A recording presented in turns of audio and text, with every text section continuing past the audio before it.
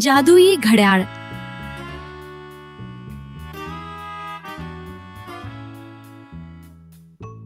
एका आनंदी गावात तारा नावाची एक लहान मुलगी राहत होती. ताराच्या खोलीत एक जादुई घड्याळ होते. पण हे साधं घड्याळ नव्हतं, ते बोलू शकत होतं. एका उन्हाळी सकाळी घड्याळ वाजलं. टिक टॉक, उठण्याची वेळ झाली. तारा, सूर्य उगवलाय, डोळे उघड, लवकर बघा. ताराने अंग ताणलं आणि हसली. शुभ प्रभात घड्याळी. तिने आपलं बिछाना आवरलं, दात घासले आणि चेहरा धुतला. घड्याळी पुन्हा बोललं, आता नाश्ता करण्याची वेळ झाली, उशीर नको करू. पौष्टिक जेवण शरीराला ताकद देतं.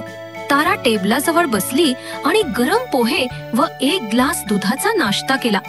यानंतर घड्याळीने सांगितलं, शिकण्याची वेळ आली, शाळेची घंटा झाली.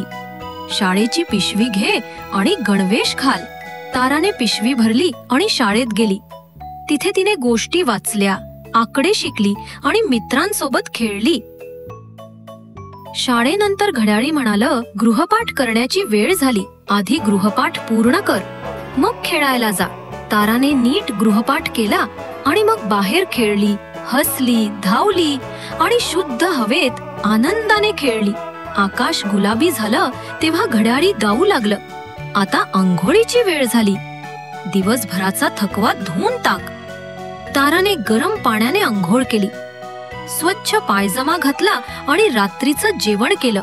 शेवटी घड्याळी हळू आवाजात कुजबुजलं, आता झोपायची वेळ झाली, डोळे मीट, दिवस छान गेला, आज तू खूप छान काम केलं. ताराने घड्याळीला मिठी मारली आणि हसून म्हणाली, धन्यवाद घड्याळी, शुभरात्री. ती शांत झोपेत गेली, ताऱ्यांचे आणि गोष्टींचे गोड स्वप्न बघत. कथेचा बोध, नियमित दिनक्रम पाळल्याने आपण आनंदी, निरोगी राहतो आणि रोजच्या दिवसासाठी उत्साही होतो.